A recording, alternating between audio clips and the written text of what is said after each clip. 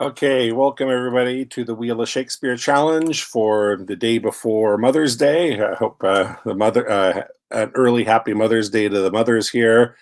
And I'll mention Sheila had an announcement about a new play that she has on her YouTube channel. Once the video posts, I will include the link to that. I also have an announcement about I have a new audiobook out, The Painting, a book by a book that my father-in-law wrote several years ago, and I just produced audiobook version with him. That's just become available on Audible. I'll include the link for everybody there. Very interesting fantasy book about painting that's alive, and the characters enter the magical world into the painting. Great story. I'll include the link to that. I'll include the link to Sheila's. I'll include the link to any of our participants that you just put in the message me if there's something else that one of our usual participants has something they want people to see. Just mention that. Anyway, right now with us we've got quite. My wife thought that I wouldn't get too many people would show up the day before Mother's Day, but fortunately she was wrong about that. We got most of our regulars are here. Myself, Alex, Sheila, Elizabeth, Henry, Bill, Maggie, Danielle, and Eleanor are all here with us today. So I made my own announcement, Sheila's announcement that she asked before we started with this. And again, if anybody else has an announcement they'd like me to include in the in the comments to the video, just shoot me a message and I'll include that here.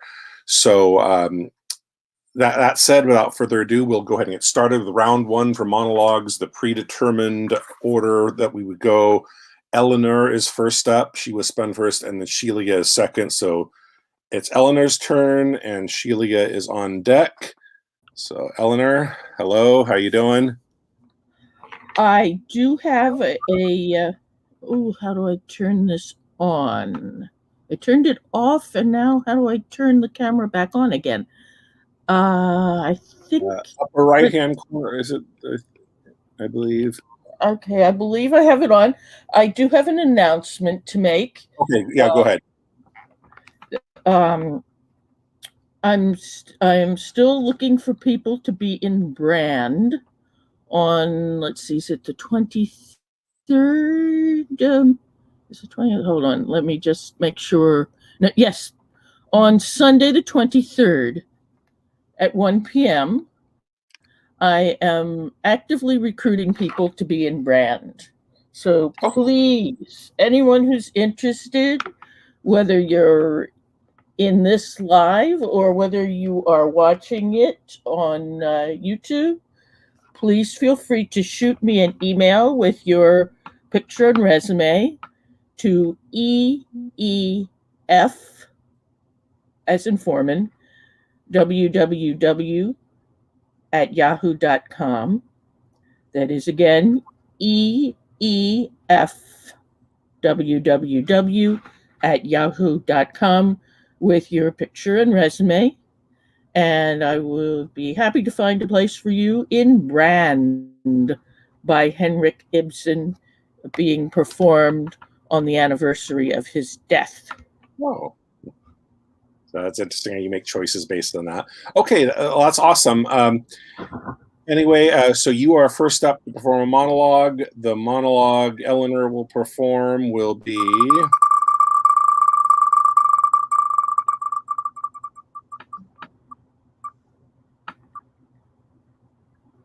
Titus Andronicus, hear me, grave fathers, as he's pleading for his sons who've been framed by the villainous Tamara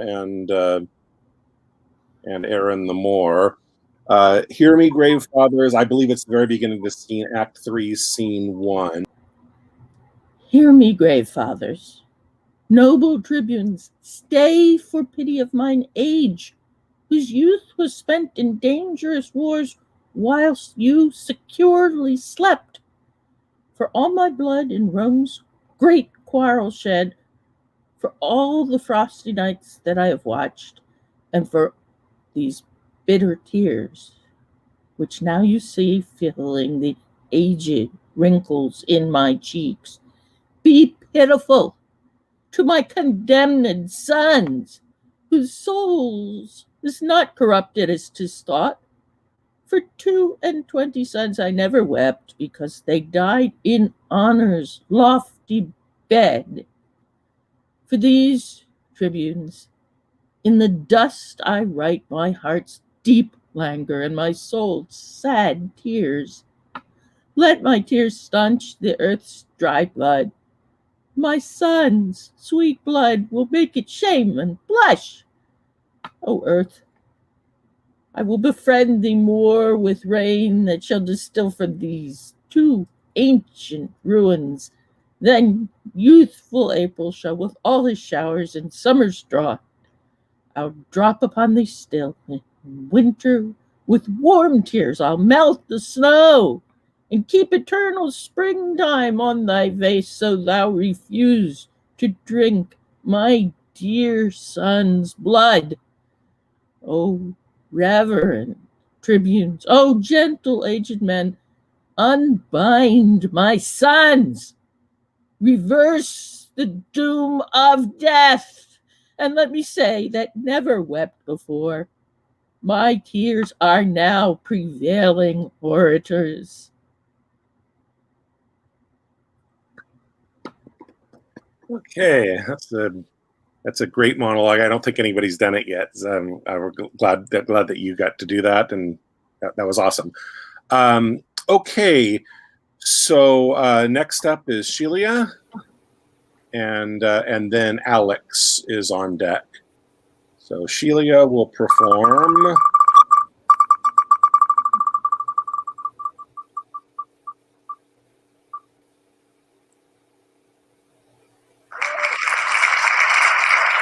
The Player King, the Purist.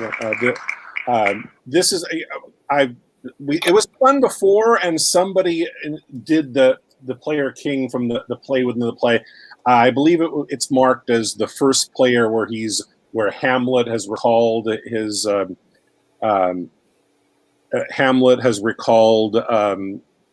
former performance of the Pyrrhus, and Hamlet does the first part of it. In fact, you can do that. I've made my own YouTube video just dramatizing the whole thing, taking out the interruptions. It starts with Hamlet does this speech. I remember this. Can you finish it? And then the player goes into the next part of it, and then Polonius interrupts, and then the Player King. And then he continues with it. That was my idea of the monologue. You can do basically the whole thing continuously, from when Hamlet starts it to when the first player, who then plays the Player King, continues. If you can tell me where Hamlet starts, because I know he's talking a lot. I mean, the rugged Pyrrhus, like the Hyrcania, I believe it starts with that. The rugged Pyrrhus. Okay, here. It's not, so it begins with Pyrrhus. I got it. Pyrrhus. Okay. Okay. It begins with Pyrrhus. The rugged Pyrrhus, he whose sable arms, black as his purpose, did the night resemble when he lay couched in the ominous horse, hath now this dread and black complexion smeared with heraldry more dismal, head to foot.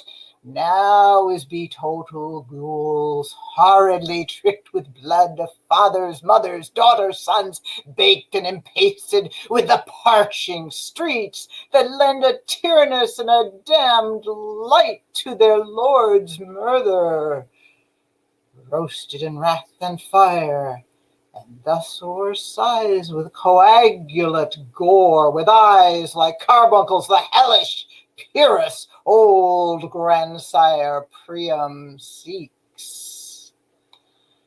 Anon, he finds him striking too short at Greeks. His antique sword, rebellious to his arm, lies where it falls, repugnant to command.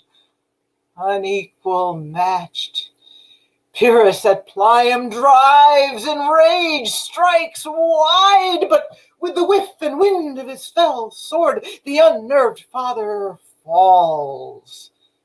Then senseless Ilium, seeming to feel this blow, with flaming top stoops to his base, and with a hideous crash takes prisoner Pyrrhus' ear, or lo, his sword, which was declining on the milky head of Reverend Priam, seemed in the air to stick.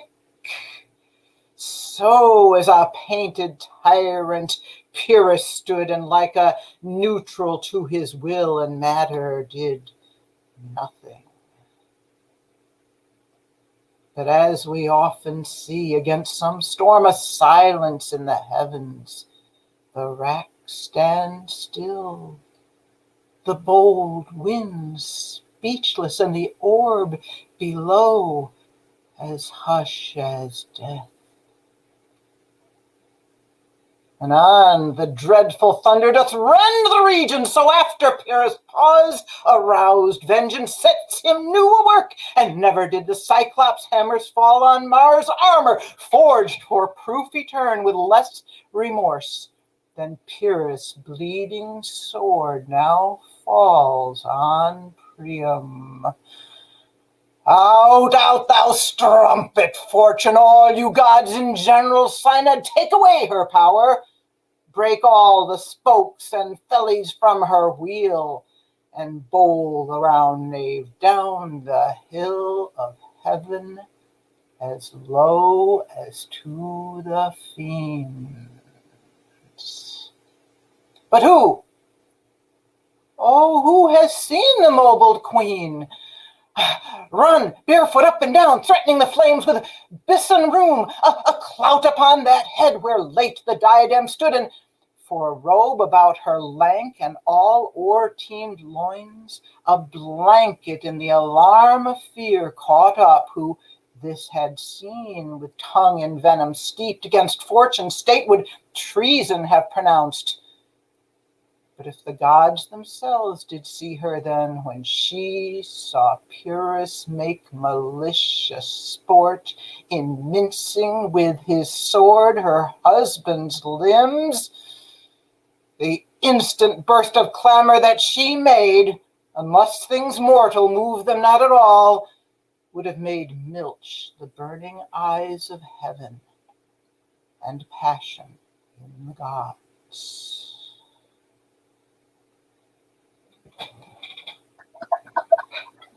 Okay, very nice.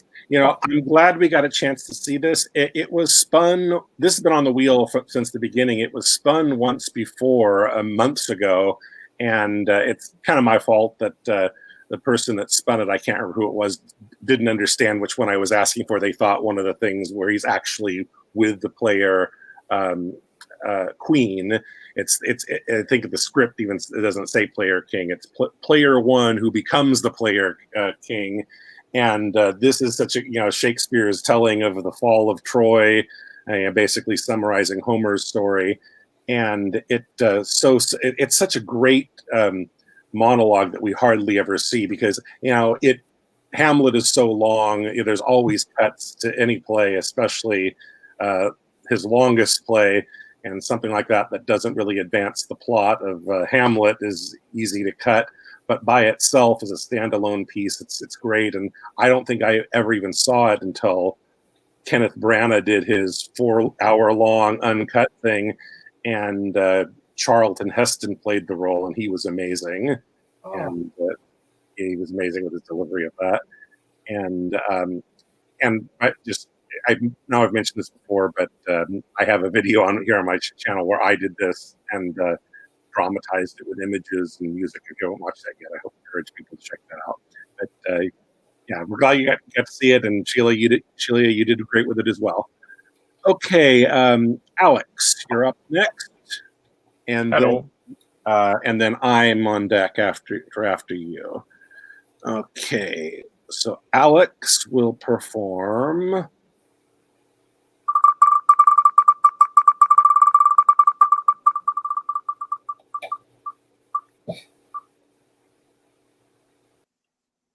Another Hamlet. To be or not to be. Nice. More Hamlet.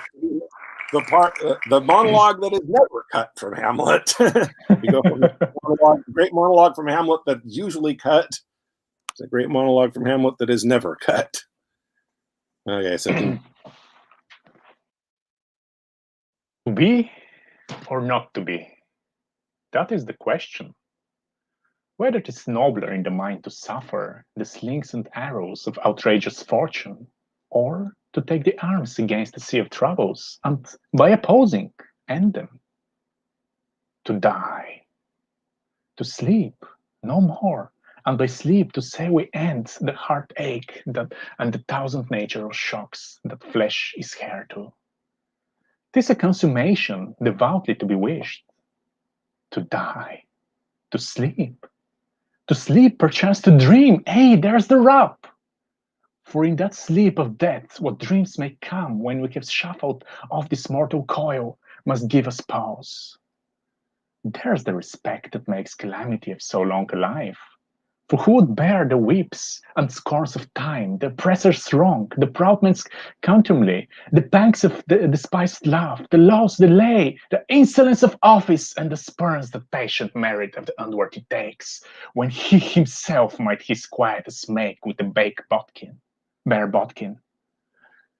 Who would fathers bear to grunt and sweat under a weary life, but that the dread of something after death, the undiscovered country, from whose bourne no traveller returns, puzzles the will and makes us rather bear those ills we have, than fly to others that we know not of? Thus conscience does make cowards of us all, and thus the native hue of resolution is sickled o'er with the pale cast of thought, and enterprises of great pitch and moment with disregard their currents turn awry and lose the name of action. Soft you now, the fair Ophelia, nymph in thy horizons, be all my sins remembered.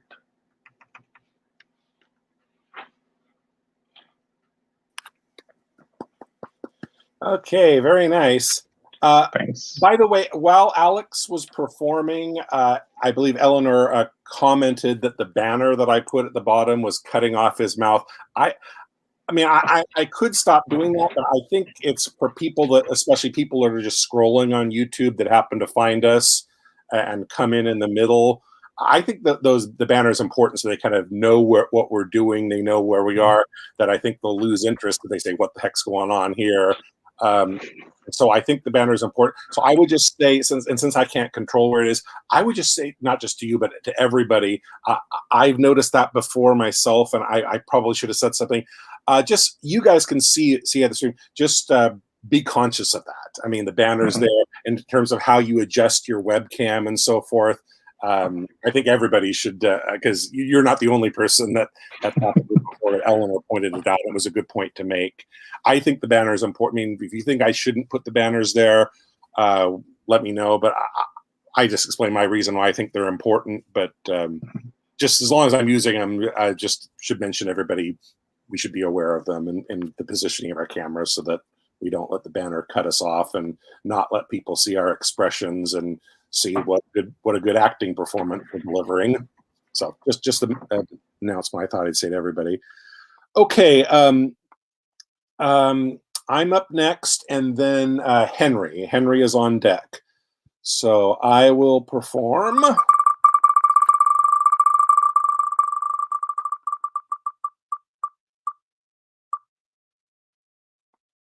Hotspur. I did Deny No Prisoners monologue. Okay, let me accept the banner.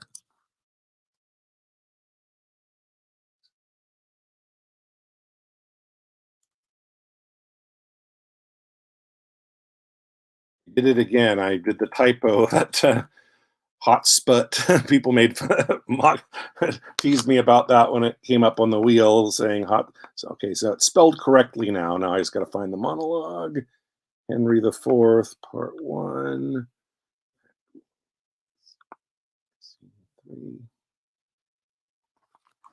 Okay.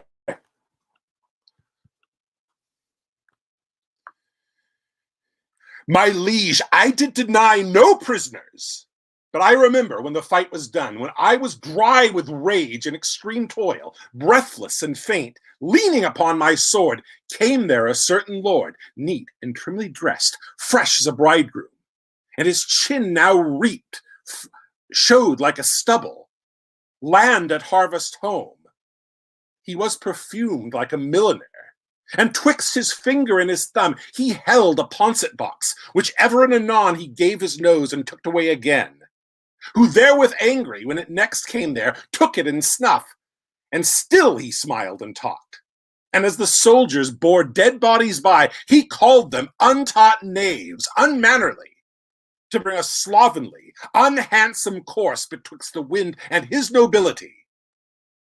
With many holiday and lady terms he questioned me, amongst the rest, demanded my prisoners in your majesty's behalf.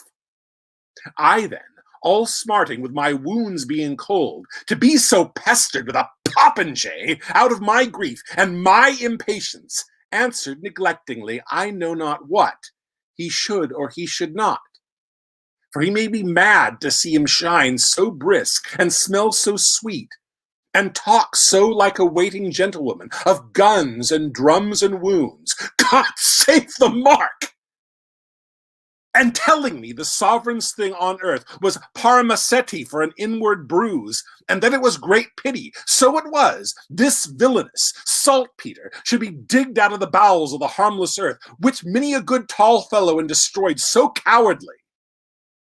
And but for these vile guns, he would himself have been a soldier, this bald, unjointed chat of his, my lord. I answered indirectly, as I said, and I beseech you, let not his report come current for an accusation betwixt my love and your high majesty. That was one to do. Henry is up next. By the way, that was very good. I enjoyed that. Oh, Well done. thank you. So Henry will perform, and Bill is on deck. So Henry now, and then Bill. Oh, fateful. So Julia, after she's torn up the letter, and this is the great monologue where she's putting it back together, Proteus's love letter. I believe it's 110 lines in. It's toward the end of the scene. Act 1, Scene 2, Julia. The one starts with, oh, hateful hands, talking to her hands about tearing up the letter. What's the first line? Oh, hateful hands.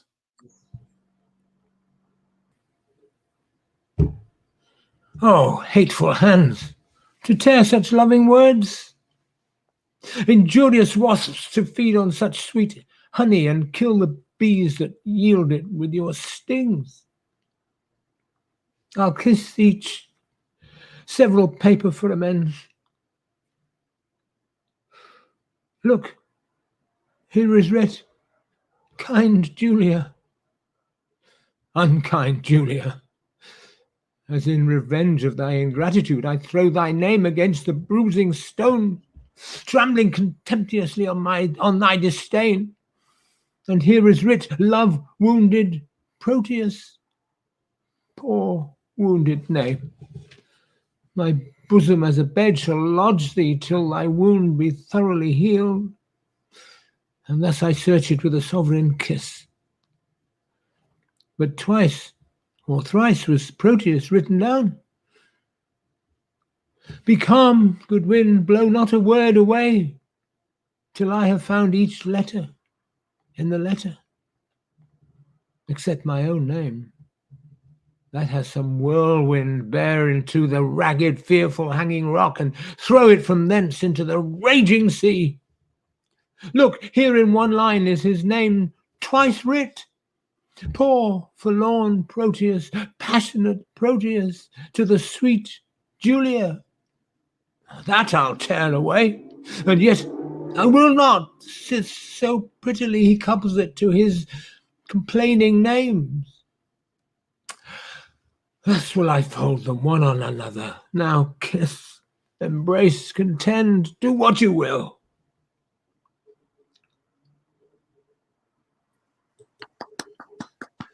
Okay, very nice.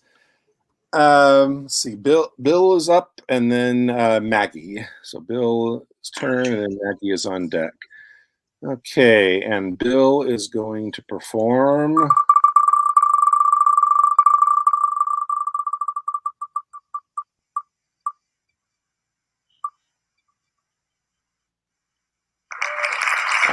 Out damn spot, Lady Macbeth. Awesome. I don't think we've ever done this one yet. That's just. I believe there's points where the doctor and the nurse interrupt and so forth, and you can start earlier and kind of skip their interruptions. I'll ignore them. Yeah, and it would be in character to do so anyway. Yeah. You're in your own world of vanity. Okay. Okay, so whenever you're ready, go ahead. Yet here's a spot. Out. Damn spot. Out, I say. 1, 2. Why then 'tis time to do't. Hell is murky. Fie, my lord, fie.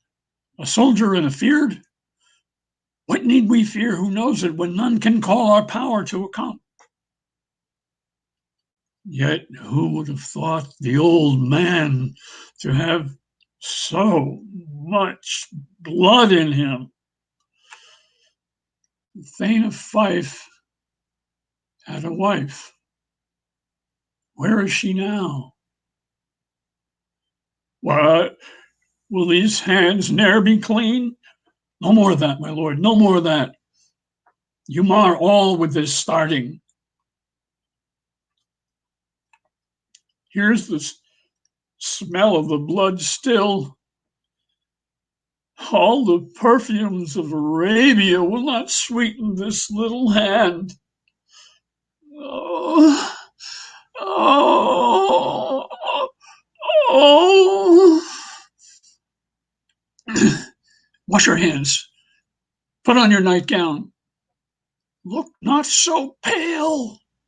I tell you yet again, Banquo's buried. He cannot come out of his grave. To bed. To bed.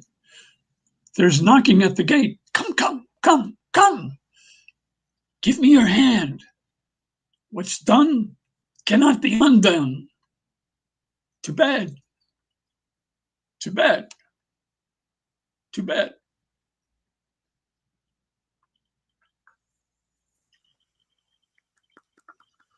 Very gut-wrenching scene to watch, and really brought it to life there.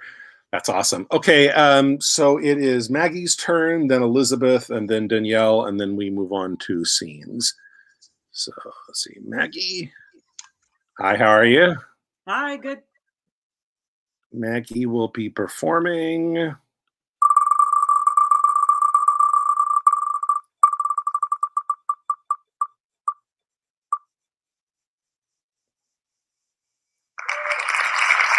Falstaff, honor is a mere scutcheon. And I believe I just brought this one out of retirement for this week. It was done a couple months ago by Shelia. Did a very good job with that, but that was a while ago, so we've taken it out of retirement. And again, honor is a mere scutcheon is toward the end of it. It begins with "'Tis not due yet," when Prince Hal says, "We all owe God a death," and this is his pathetic response to that. I usually try to just go for the monologue part. So is it quite short? Because what came up for me with that is very short. Because I did not write down the scene and all that. So you'll have to tell me again the scene and the act if I have to. Act for. And I don't even know the play, to tell you the truth. Henry IV, Part 1, Act for scene 1. I believe it's the closing monologue of this. Well, hang on, I'm typing that in as you say it. So no, actually, no, I got it wrong. okay, Henry. Act 5, Yeah. Act 5, scene 1. Act 5. And yes, it's the end of the scene. Prince Henry says, "Why thou owest God a death," and this is how Falstaff makes his cowardly reply to that. Okay, I'm scrolling.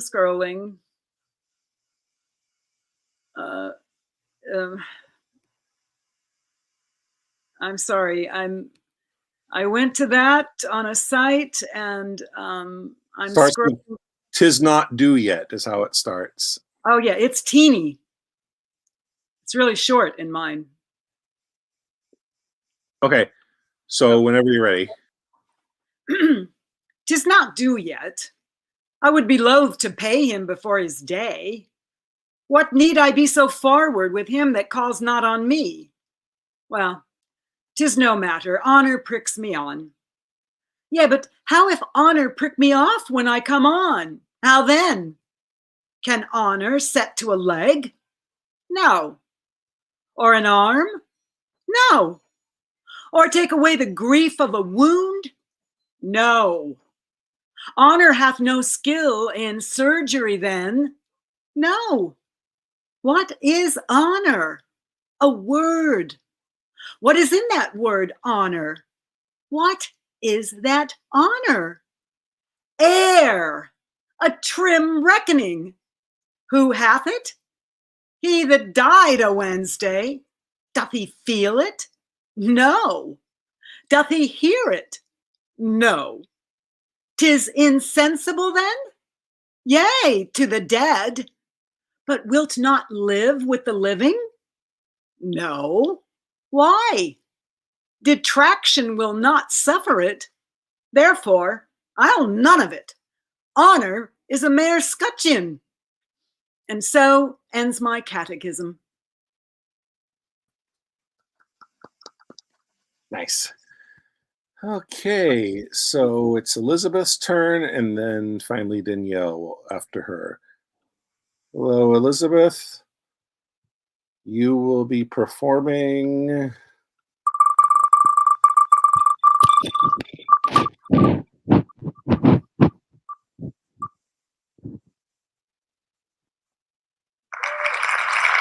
Farewell the Tranquil Mind. This is the second part of the encounter when Iago comes back in and goes off on him about jealousy. Ha! False to me! Avaunt, begone! Thou hast set me on the rack. I swear 'tis better to be much abused than to know it a little.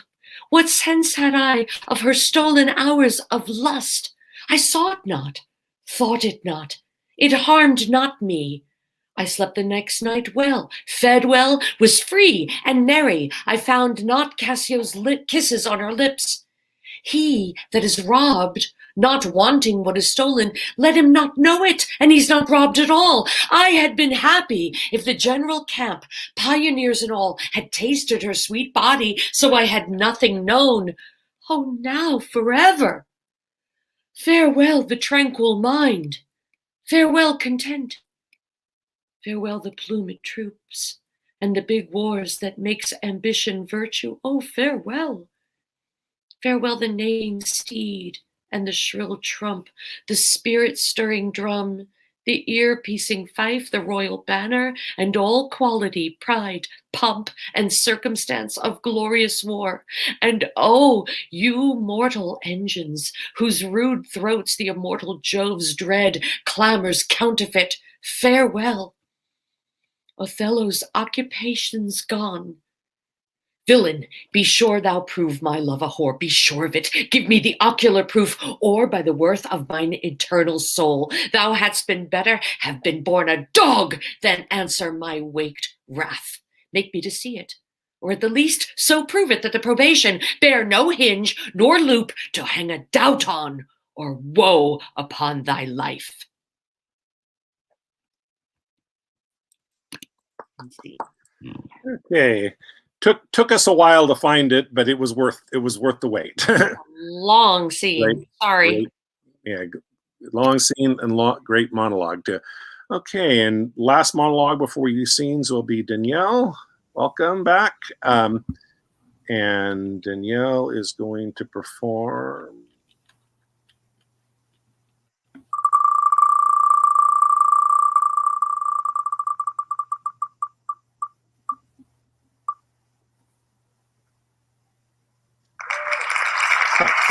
I think you did a different. Correct me if I'm wrong. I think you did a different monologue by Puck last week. You did the closing. Yeah, I think I did this one not that long ago, to be honest. Yeah. Is it okay to respin? Sure, I will. Yeah, I had just taken this one out of retirement, but if All it's right. Oh, maybe I just had it last time. if the first person to spin it after it comes out of retirement is somebody that's done it before, though, I'll keep it on the wheel, but I'll spin again for them. Sure. Thank you. And since you did Puck, even though it was a different monologue, you did Puck last week. Let's get some more variety. You almost wanted to give me again. It looks like you're still getting Midsummer Night's Dream, but Titania. These are the Forgeries of Jealousy. Okay. Act 2, Scene 1, approximately 81 lines in. These are the forgeries of jealousy. And never since the middle summer's spring met we on hill, in dale, forest, or mead, by paved fountain or by rushy brook, or in the beached margent of the sea, to dance our ringlets to the whistling wind. But with thy brawls thou hast disturbed our sport. Therefore the winds, piping to us in vain, as in revenge, have sucked up from the sea contagious fogs, which falling in the land have every pelting river made so proud that they have overborne their continents. The ox, therefore, hath stretched his yoke in vain. The ploughman lost his sweat, and the green corn hath rotted ere his youth attained a beard. The fold stands empty in the drowned field, and crows are fatted with the murrian flock. The 9 men's morris is filled up with mud, and the quaint mazes in the wanton green, for lack of tread, are undistinguishable. The human mortals want their winter here. No night is now with hymn or carol blessed. Therefore the moon, the governess of floods, pale in her anger, washes all the air, that rheumatic diseases do abound. And thorough this distemperature we see the seasons alter. Hoary-headed frosts far in the fresh lap of the crimson rose, and on old Heme's thin and icy crown an odorous chaplet of sweet summer buds is as in mockery set. The spring, the summer, the childing autumn, angry winter change their wonted liveries, and the mazed world by their increase now knows not which is which. And this same progeny of evils comes from our debate, from our dissension. We are their parents and original.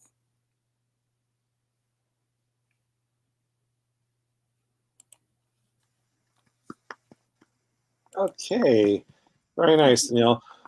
Okay, so we will now move on to scenes. The larger scene that we spun last week is going to be the conclusion of Act 3, Scene 2 of Hamlet, after the play within the play ends, and Claudius has been spooked by it. So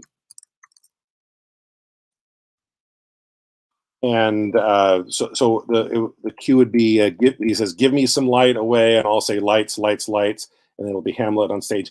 I realized I was looking for one of these longer scenes. I wanted to get larger casts, but at the same time, this one might not have been the best choice. It seems to be dominated by Hamlet, but Rosencrantz, Guildenstern, Polonius, and Horatio do come in. So I'm pretty sure that whoever spun first is going to choose Hamlet, but the wheel will choose it. So Again, the roles to be cast: Hamlet, Rosencrantz, Guildenstern, Horatio, and Polonius. And the first choice of roles will be made by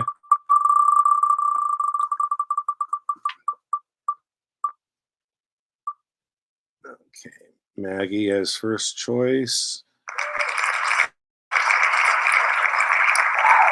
So Maggie, you're going to take Hamlet, I assume? Oh, gee, I think maybe a Hamlet. Thank you. Okay. Maggie gets to be Hamlet. The next choice of Rosencrantz, Guildenstern, Polonius, or Horatio will be made by Henry. Henry, what would you like? Henry, you're muted. Horatio. Okay, Henry will be Horatio. Next choice.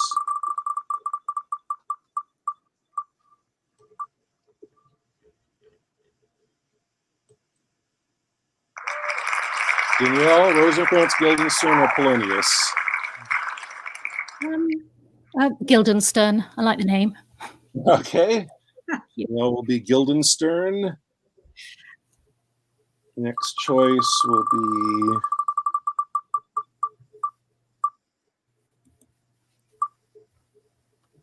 Bill.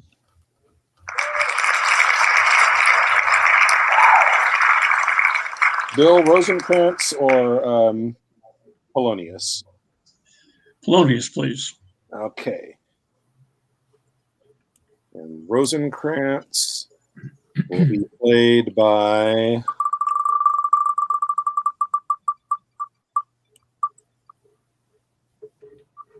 Celia.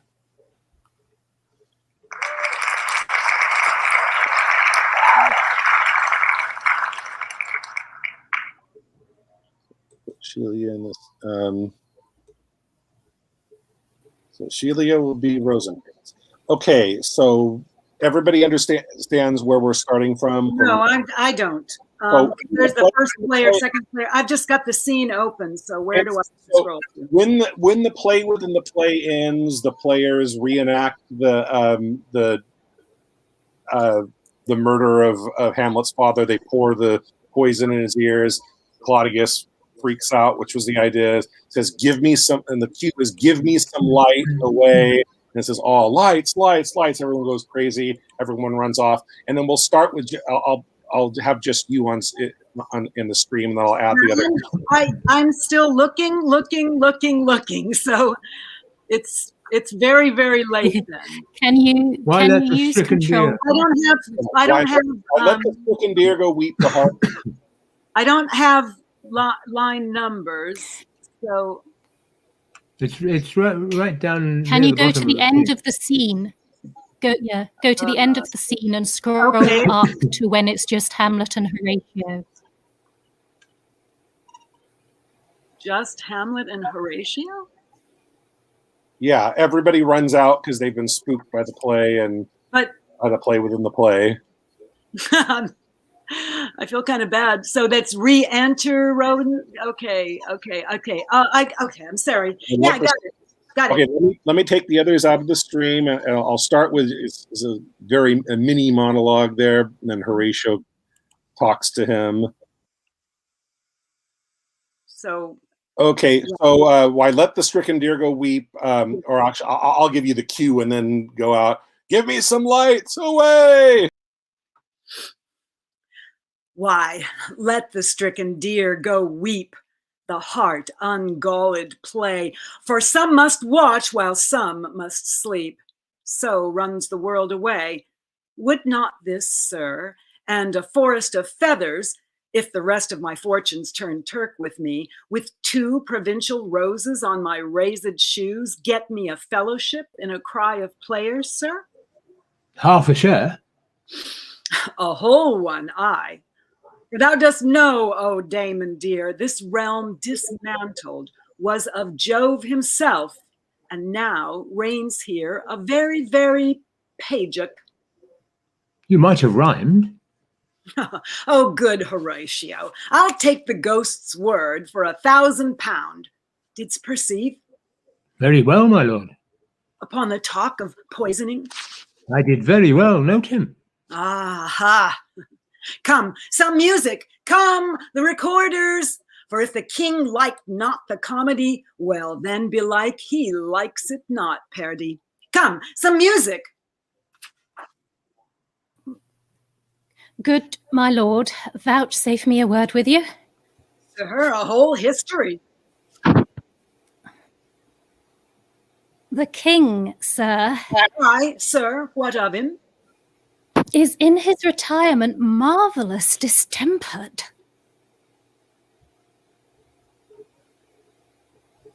No, my lord, rather with choler.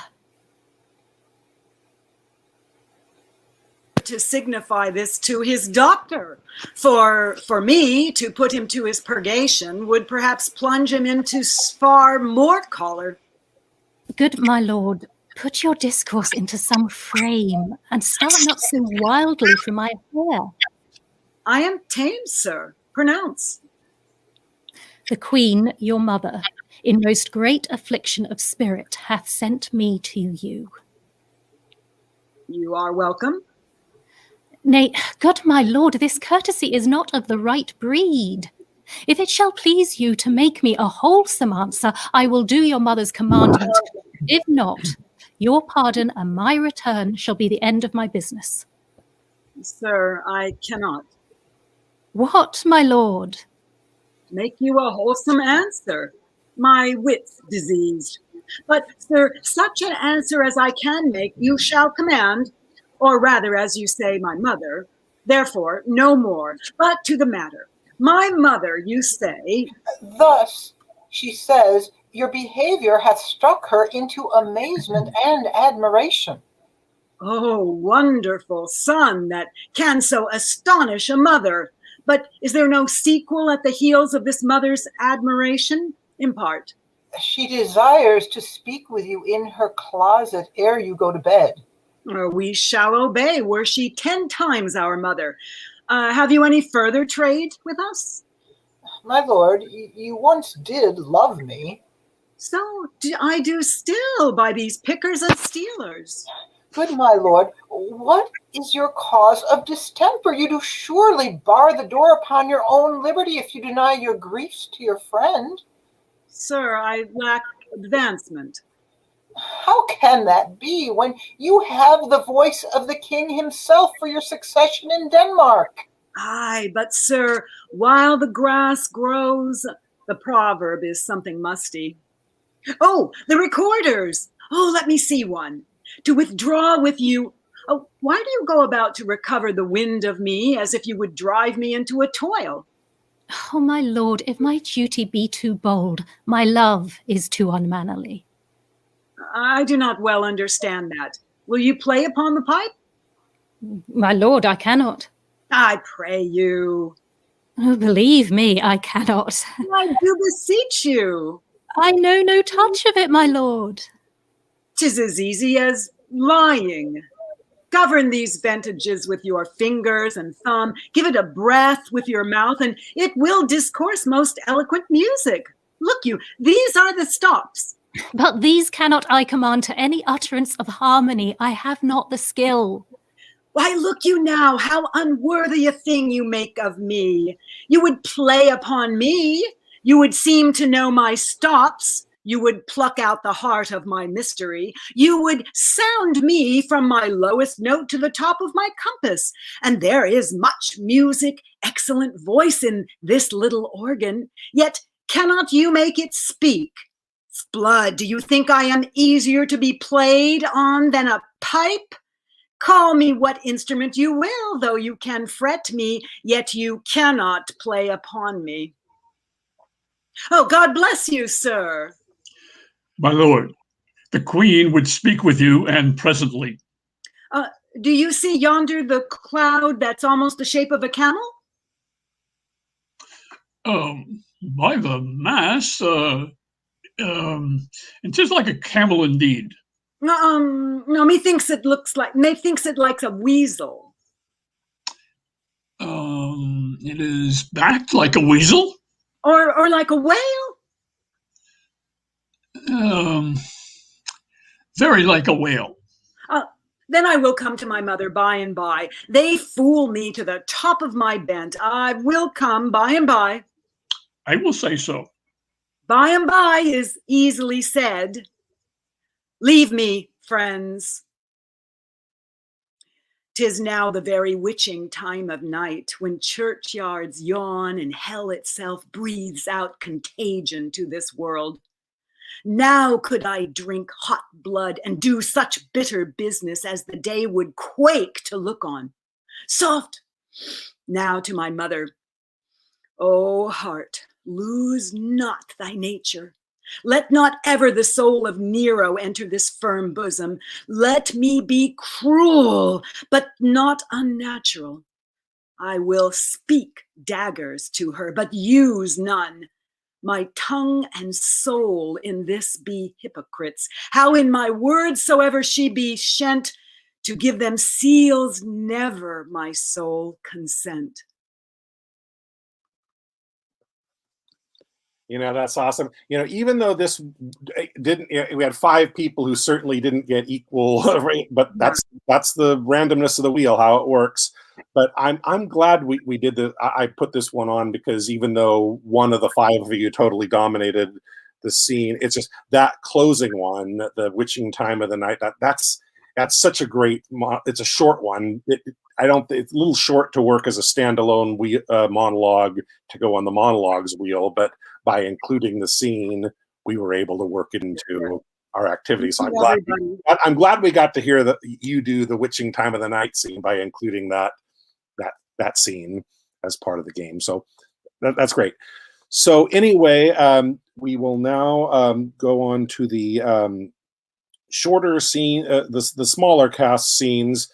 And there's 9 of us. The 5 people that went in that scene will have choice 5, 6, 7, 8, 9 in reverse order. And then let's see, before we spin for the scenes, we'll see what of the 4 people that didn't play in that scene, we'll spin to see who gets first, second, third, and fourth choice. So let's see.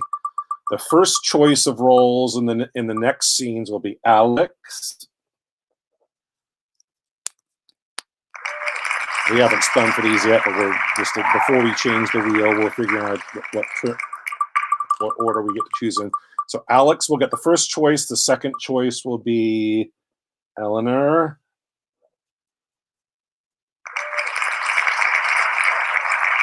The third choice will be myself, then Elizabeth, and then the remaining 5 will go in reverse order from the choice they got in the last scene. Okay, so the scenes we'll do, we got 9 people, so we need to spin enough scenes to give roles to 9 different people. Let's see. We will first do...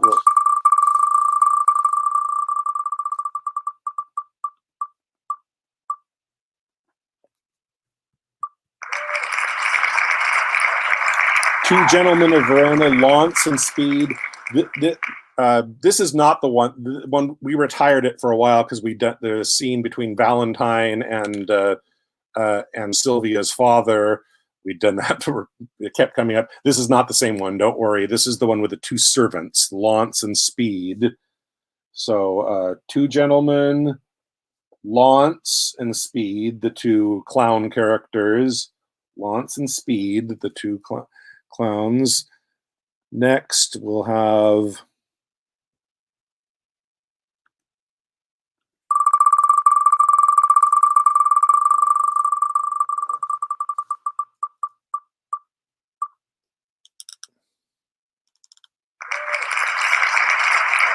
we did this one before. It was a long time ago. The 2 women, Amelia. This is a great scene. Amelia and women don't often get good scenes from Shakespeare. This is definitely an exception, reflecting on the bad husbands they both have. Okay, so Amelia and Desdemona in that scene, Act 4, Scene 3.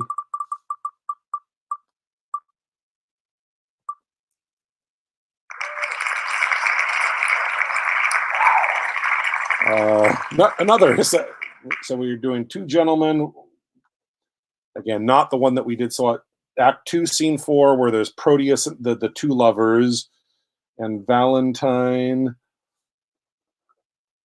So Two Gentlemen scene with Proteus and Valentine, and the other one was with the servants of Proteus and Valentine. So that's 6 roles. We got 3 more we need.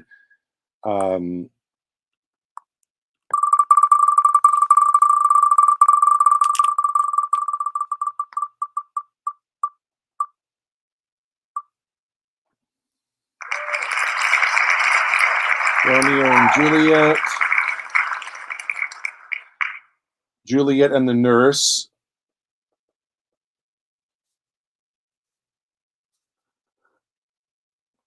We got 8 roles. We got 1 more person, so we'll do another scene. We'll have at least one person. We'll go a second time. The wheel will determine that. And we did a Juliet and Nurse scene a couple weeks ago.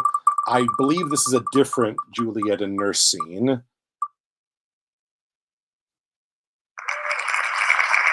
And all's well that ends well, the Countess and Helena.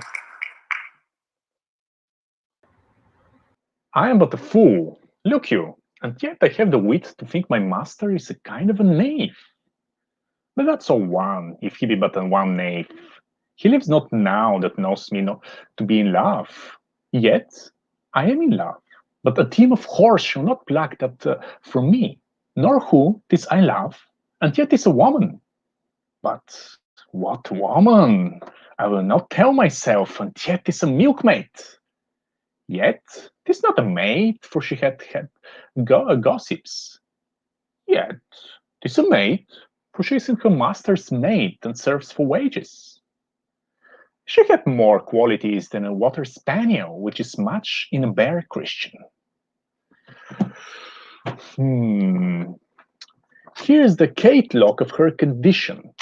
Imprimis, she can fetch and carry. Why, a horse can do no more. Nay, a horse cannot fetch, but only carry. Therefore, is she better than a jade. Item, she can milk. Look you, a sweet virtue in a maid with clean hands.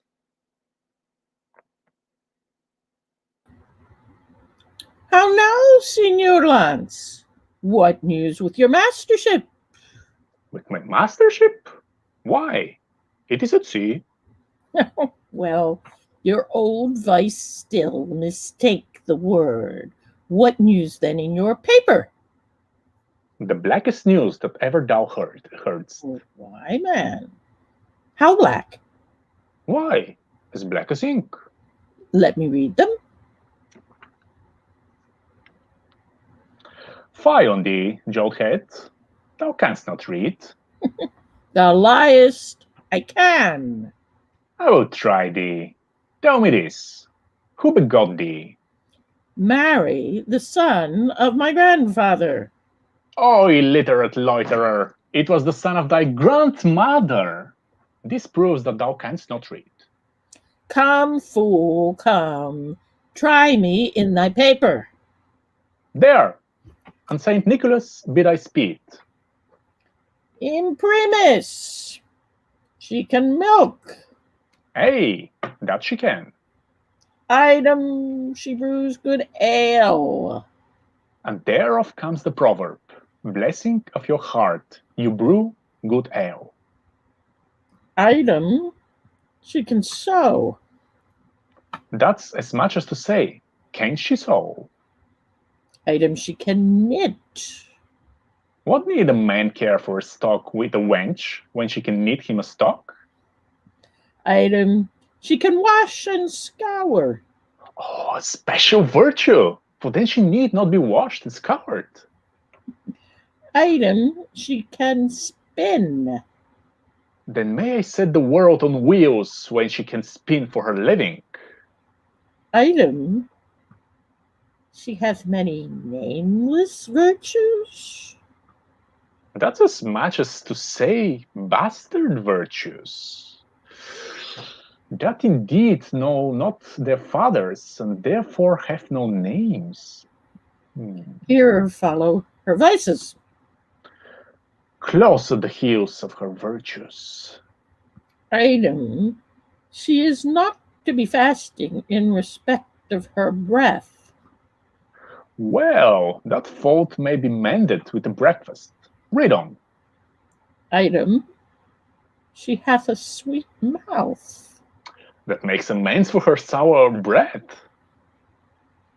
Item, she doth talk in her sleep. It's no matter for that, so she can sleep not in her talk. Item, she is slow in words. Oh, villain! That set this down among her vices? To be slow in words is a woman's only virtue. I pray thee, out with it, and place it for her chief virtue. Item, she is proud. Out with that too. It was Eve's legacy and cannot be taken from her. Item, she hath no teeth. I care not for that neither, because I love crusts. Item, she is cursed. Well, the best is she had no teeth to bite. Item, she will often praise her liquor. If the liquor be good, she shall. If she will not, I will. For good things should be praised. Item, she is too liberal. Of her tongue she cannot, for that's writ down she swalloweth. Of her purse she shall not, for that I'll keep shut. Now of another thing she may, and that cannot I help. Well, proceed. Item, she hath more hair than wit, and more faults than hairs, and more wealth than faults. Stop there. I'll have her. She was mine, and not mine twice or thrice in that last article. Rehearse that once more. Item, she hath more hair than wit. More hair than wit?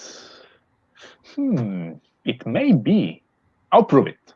The cover of the salt hides the salt, and therefore it is more than the salt. The hair that covers the wit is more than the wit, for the greater hides the less. What's next? And more faults than hairs. That's monstrous. Oh, that were out. And more wealth than faults. Why, that word makes the faults gracious. Well, I'll have her. And if it be a match, as nothing is impossible. What then? Why then, will we tell thee that thy master stays for thee at the north gate? For me? For thee? Aye, who art thou? He had stayed for a better man than thee. And must I go to him? Thou must run to him, for thou hast stayed so long that going will scarce serve the turn. Why didst thou not tell me sooner? Pucks of your love letters! Now will he be swinged for reading my letter, an unmannerly slave that will trust himself into secrets. How after to rejoice the boy's correction?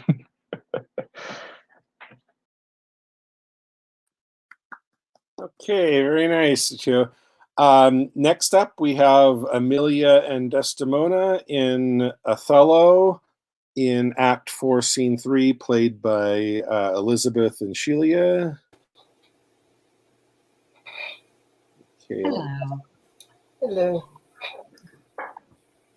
You ready? You're both ready to go? Okay, go for it. How goes it now? He looks gentler than he did.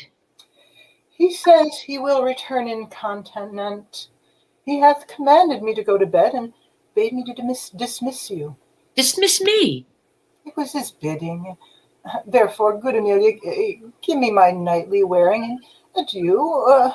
We must not now displease him. I would you had never seen him.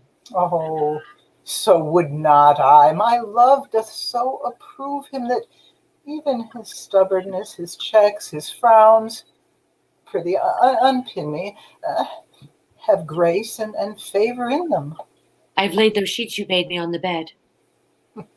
All's one. Good faith. How foolish are our minds! If I do die before thee, prithee, shroud me in one of these same sheets. Come, you talk. My mother had a maid called Barbara. She was in love, and he she loved proved mad and did forsake her.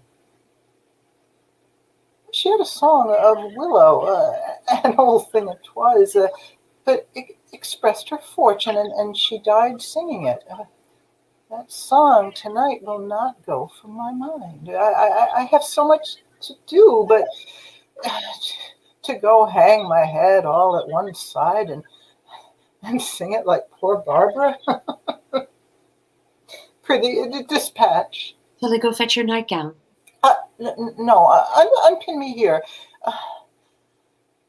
This Lodovico is a proper man. Very handsome man. He speaks well. I know a lady in Venice would have walked barefoot to Palestine for a touch of his nether lip.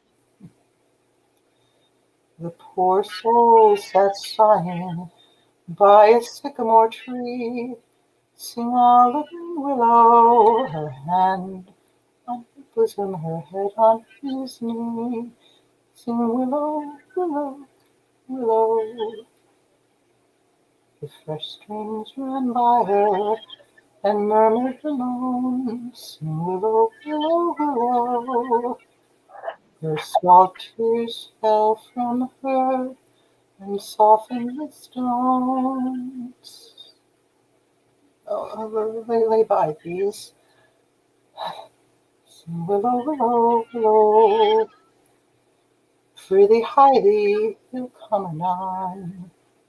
Sing all the green willow must be my garland. Let nobody blame him, his scorn I approve. Nay, that's not next.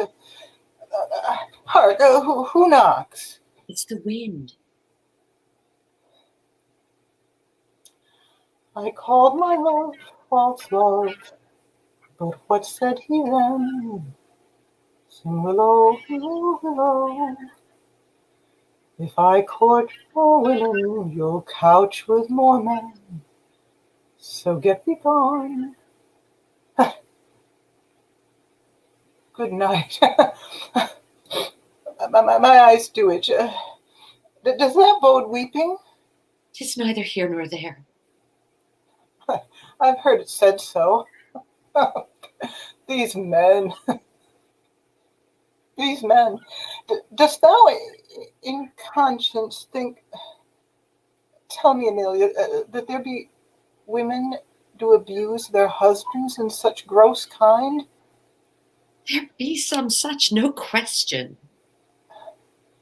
Wouldst thou do such a deed for all the world? Why would not you? No, by this heavenly light. No, I neither by this heavenly light. I might do it as well in the dark. Wouldst thou do such a deed for all the world? The world's a huge thing. It is a great price for a small vice. In troth, I think thou wouldst not. In troth, I think I should, and undo it when I had done. Mary, I would not do such a thing for a joint ring, nor for measures of lawn, nor for gowns, petticoats, nor caps, nor any pretty exhibition, but for the whole world? Why, who would not make her husband a cuckold to make him a monarch? I should venture purgatory for it. Oh, beshrew me if I would do such a wrong for the whole world. Why, the wrong is but a wrong in the world, and having the world for your labor, 'tis a wrong in your own world, and you might quickly make it right. I do not think there is any such woman. Yes, a dozen, and as many to the vantage as would store the world they played for. But I do think it is their husbands' faults if wives do fall. Say that they slack their duties, or pour our treasures into foreign laps, or else break out in peevish jealousies, throwing restraint upon us? Or say they strike us? Or scant our former having in despite? Why, we have galls, and though we have some grace, yet have we some revenge. Let husbands know. Their wives have sense like them. They see and smell and have their palates both for sweet and sour as husbands have. What is it that they do when they change us for others? Is it sport? I think it is. And doth affection breed it? I think it doth. And is it frailty that thus errs? It is so too. And have not we affections, desires for sport, and frailty as men have? Then let them use us well. Else let them know the ills they do, their ills instruct us so. Good night. Good night. Heaven me such uses send not to pick bad from bad, but by bad mend.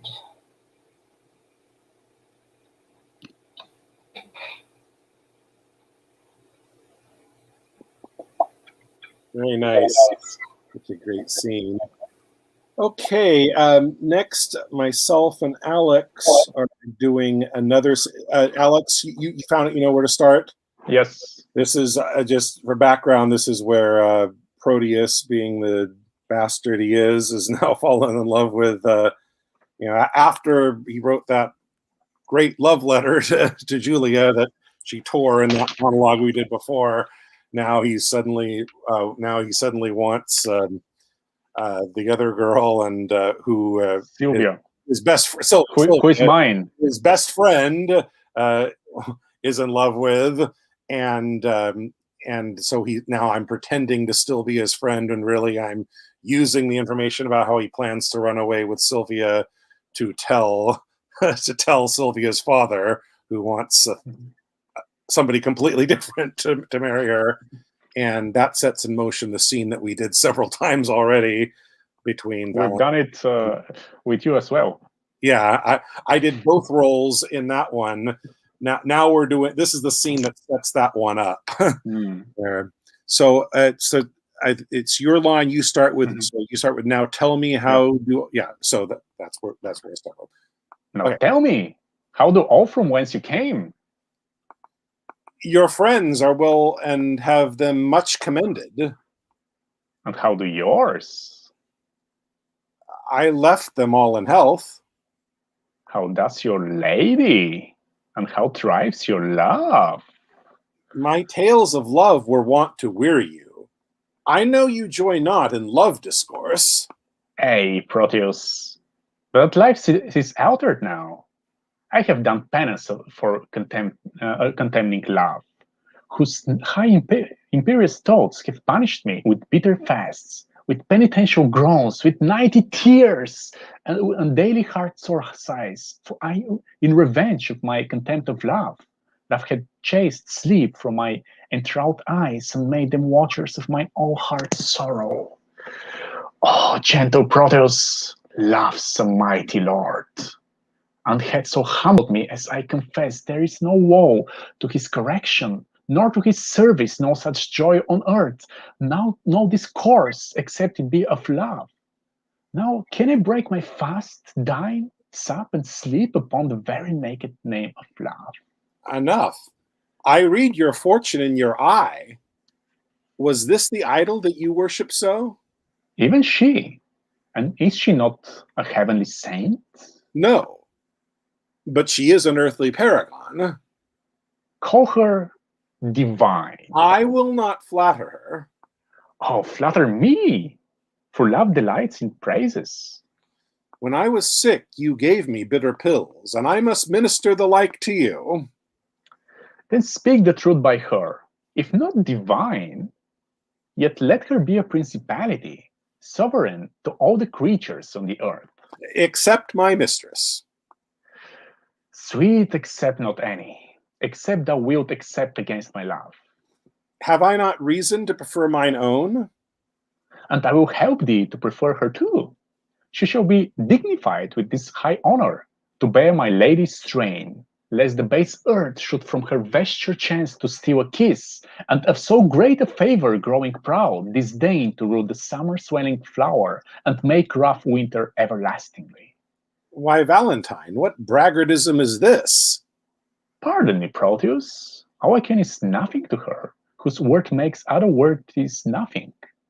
She is alone. Then let her alone. Not for the world. Why, man, she is mine own, and I, as rich in having such a jewel as 20 seas, if all her scent were pearl, or if all their scent were pearl, the water nectar and the rocks pure gold. Forgive me that I do not dream on thee, because thou seest me dote upon my love. My foolish rival, that her father likes, only for his possessions are so huge, is gone with her along, and I must after, for love, thou knowest, is full of jealousy. But she loves you?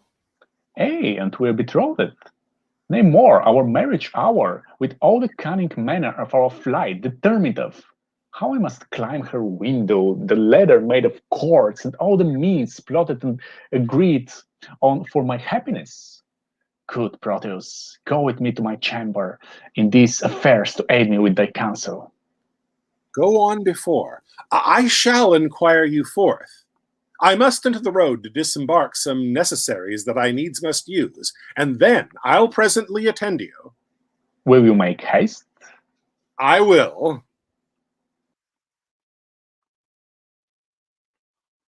Even as one heat another heat expels, or as one nail by strength drives out another, so the remembrance of my former love is by a newer object quite forgotten. Is it mine or Valentine's praise her true perfection, or my false transgression that makes me reasonless to reason thus? She is fair, and so is Julia that I love, that I did love, for now my love is thawed, which like a waxen image gainst a fire bears no impression of the thing it was. Methinks my zeal to Valentine is cold, and that I love him not as I was wont. But I love his lady too much, and that's the reason I love him so little. How shall I dote on her with more advice, that thus without advice begin to love her? 'Tis but her picture I have yet beheld, and that hath dazzled my reason's light. When I look on her perfections, there is no reason but I shall be blind. If I can check my erring love, I will. If not, to compass her, I'll use my skill.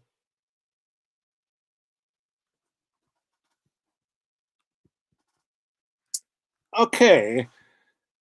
So next up, we have Juliet and the Nurse, to be done by Danielle and Bill.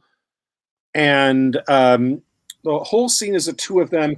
Now, Danielle, this is up to you. It starts with the monologue, "Gallop apace, you fiery-footed steeds." If you want to do that, you can, but that's a long speech, and I also have it on the monologues wheel, so it probably will get to. So but I don't want to take it away from you if you want to do it. Otherwise, you can just start from when the nurse enters and you say, "How now?" or whatever it is. You say, "Nurse, what news?" So it's up to you. Yeah, I'd love to do it, but I think given time, and this is more of a dual bit, I'm very happy to start with Now Nurse. Okay, so start with Now Nurse. Let me take myself out of the stream and then you can go.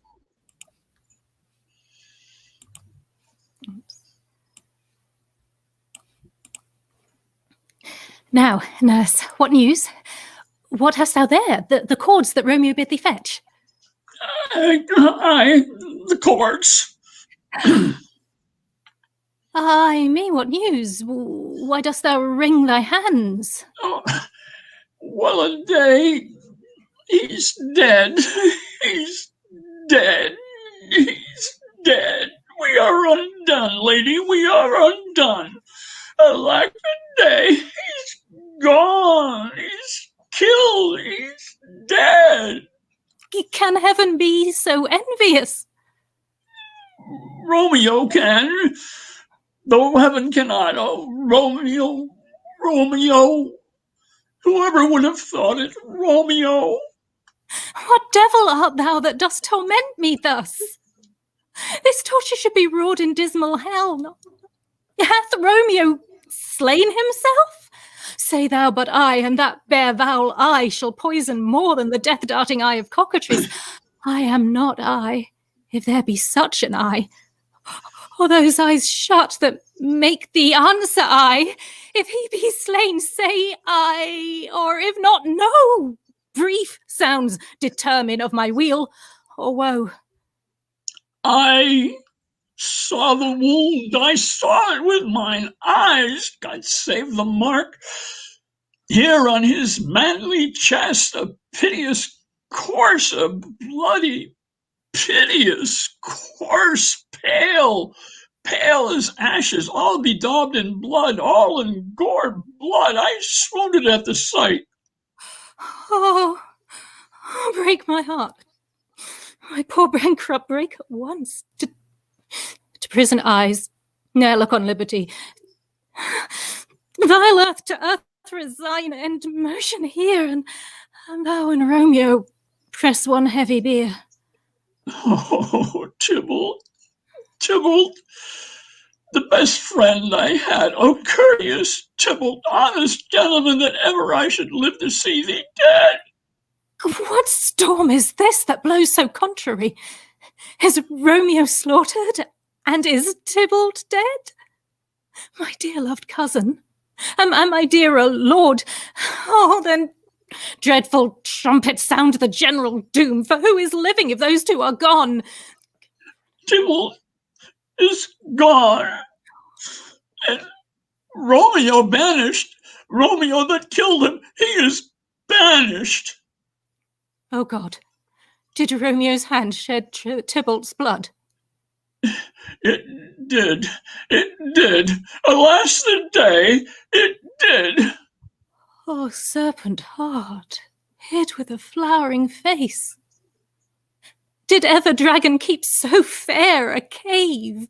Beautiful tyrant, fiend angelical, dove-feathered raven, wolvish ravening lamb, despised substance of divinest show, just opposite to what thou justly seemst, a damned saint, an honourable villain. Oh, nature, what hadst thou to do in hell when thou didst bower the spirit of a fiend in mortal paradise of such sweet flesh?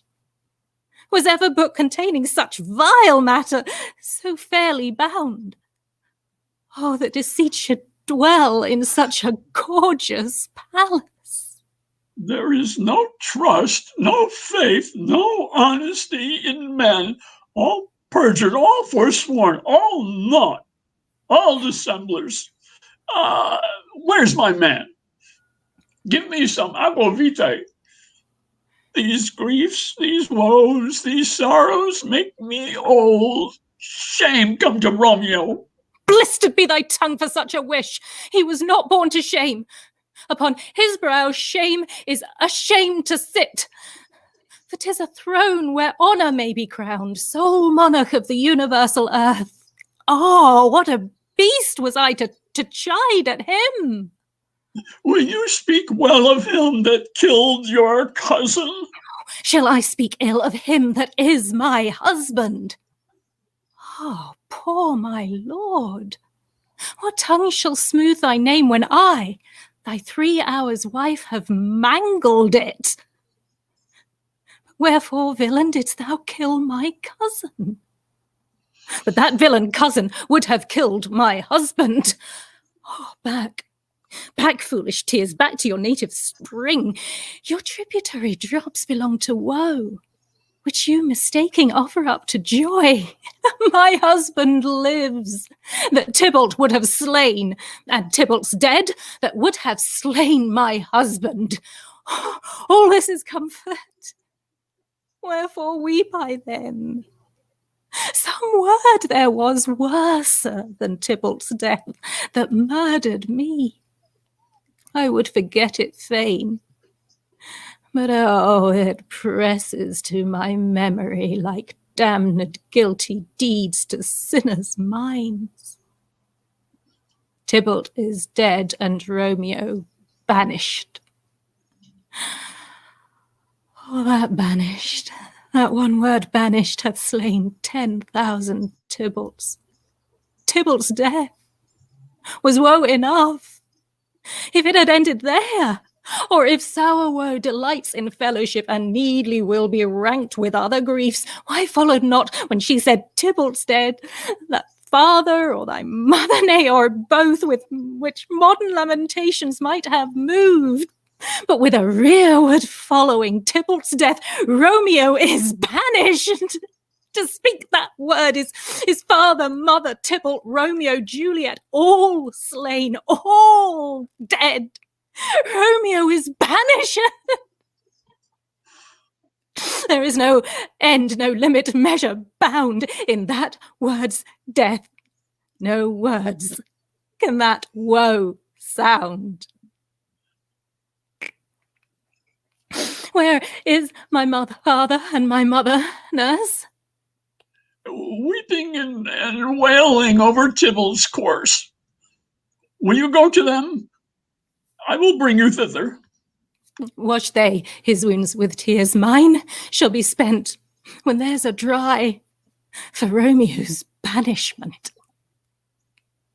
Take up those cords. Oh, poor ropes, you are beguiled. Both you and I, for Romeo is exiled. He made you for a highway to my bed, but I, a maid, thy maiden widowed. Come, cords, come, nurse. I'll to my wedding bed, and death, not Romeo, take my maidenhead. Hie to your chamber. I'll find Romeo to comfort you. I wot well where he is. Harkee, your Romeo will be here tonight. I'll to him. He is hid at Lawrence's cell. Oh, find him. Give him this ring to my true knight, and bid him come to take his last farewell.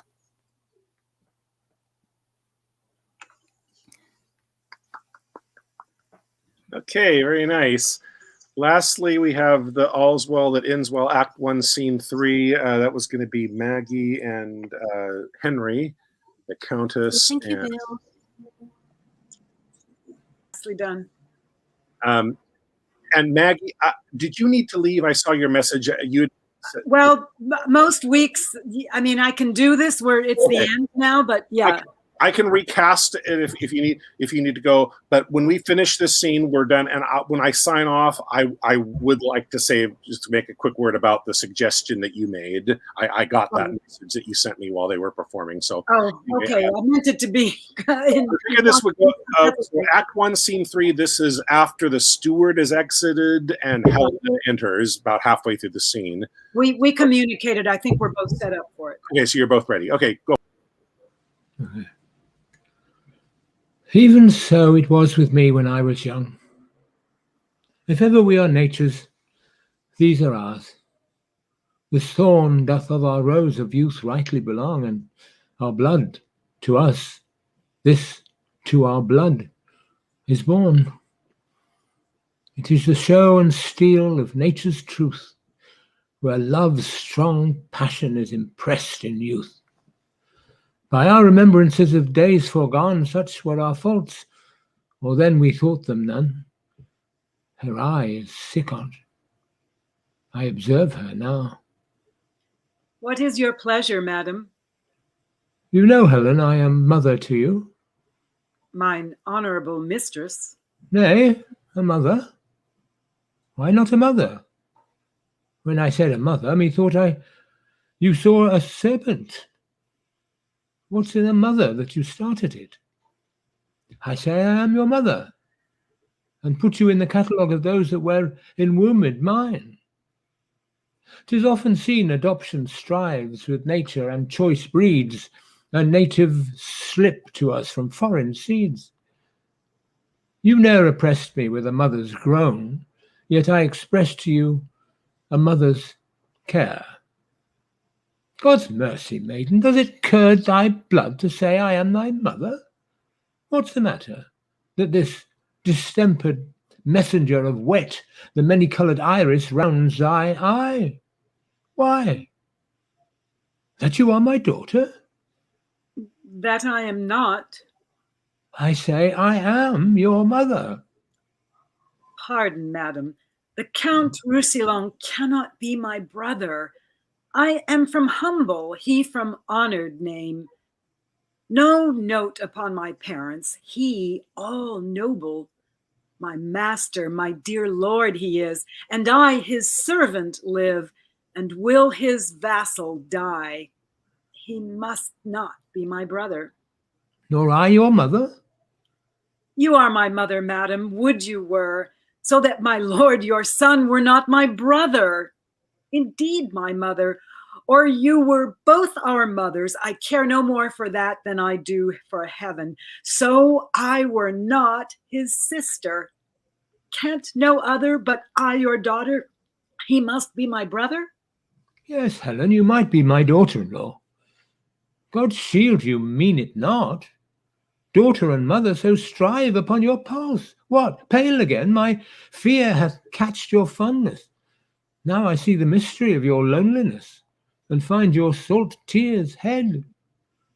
Now to all sense 'tis gross you love my son.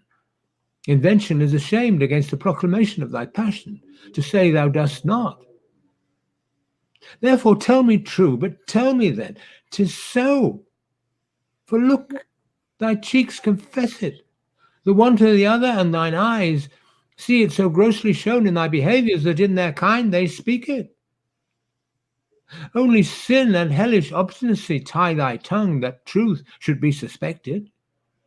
Speak, is it so? If it be so, you have wound a goodly clue. If it be not, forsweat. Howe'er I charge thee, as heaven shall work in me for thine avail, tell me truly. Good madam, pardon me. Do you love my son? Your pardon, noble mistress. Love you my son? Do you not love him, madam? Go not about. My love hath in't a bond whereof the world takes note. Come, disclose the state of your affection, for your passions have to the full appeached.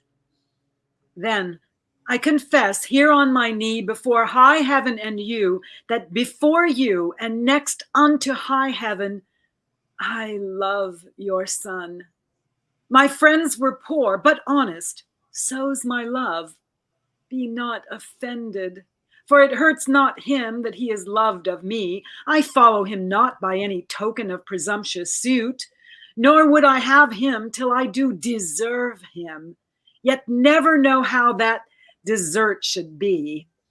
I know I love in vain, strive against hope, yet in this captious and untenable sieve, I still pour in the waters of my love and lack not to lose still. Thus, Indian-like, religious in mine error, I adore the sun that looks upon his worshipper, but knows of him no more. My dearest madam, let not your hate encounter with my love, for loving where you do. But if yourself, whose aged honor cites a virtuous youth, did ever in so true a flame of liking wish chastely and love dearly, that your Diane was both herself and love, oh, then give pity to her, whose state is such that cannot choose but lend and give where she is sure to lose, that seeks not to find that her search implies, but riddle-like lives sweetly where she dies. Had you not lately an intent, speak truly, to go to Paris? Madam, I had. Wherefore? Tell true. I will tell truth. By grace itself, I swear. You know my father left me some prescriptions of rare and proved effects, such as his reading and manifest experience had collected for general sovereignty, and that he willed me in heedful reservation to bestow them, as notes whose faculties inclusive were more than they were in note, amongst the rest, there is a remedy approved, set down, to cure the desperate languishings whereof the king is rendered lost. This was your motive for Paris, was it? Speak. My lord, your son made me to think of this, else Paris and the medicine and the king had from the conversation of my thoughts haply been absent then. But think you, Helen, if you should tender your supposed aid, he would receive it? He and his physicians are of a mind. He that they cannot help him, they that they cannot help. How shall they credit a poor unlearned virgin when the schools, emboweled of their doctrine, have left off the danger to itself? There's something in't, more than my father's skill, which was the greatest of his profession, that his good receipt shall for my legacy be sanctified by the luckiest stars in heaven. And, would your honor but give me leave to try success, I'll venture the well-lost life of mine on his grace's cure by such a day and hour. Dost thou believe it? Aye, madam, knowingly. Why, Helen, thou shalt have my leave and love, means and attendance, and my loving greetings to those of mine in court. I'll stay at home and pray God's blessing into thy attempt. Be gone tomorrow, and be sure of this, what I can help thee to, thou shalt not miss. Okay, very nice. Okay, so let me, so we'll wrap up. I'll spin for what the larger scene is we're going to do next week, and then I'll briefly make a mention of what little change I had that Maggie suggested, and if you disagree with that, let me know. Just email me. But let's spin. I'll tell you what I was thinking we would do or not. So the scene with the larger cast that we'll do next week will be As You Like It, Act 5, Scene 2, containing Oliver, Orlando, Rosalind, Silvius, and Phoebe. I believe that's the one. As I love the love triangle. I love blah blah blah. I love blah blah blah. And I love no woman. Funny scene. I think that's the one. I might be getting it wrong. So that'll be the first one, and the others that'll be the large character scene. And what Maggie had suggested, since we've been going kind of long, is I noticed it as well. I wanted to put in that feature where we do one scene with a larger cast, but and then we do the smaller scenes. And she kind of suggested maybe we should do just the shorter scenes only for somebody that didn't get a part in the larger scene, and not have people go twice, because we've been going long and some people can't stay this long.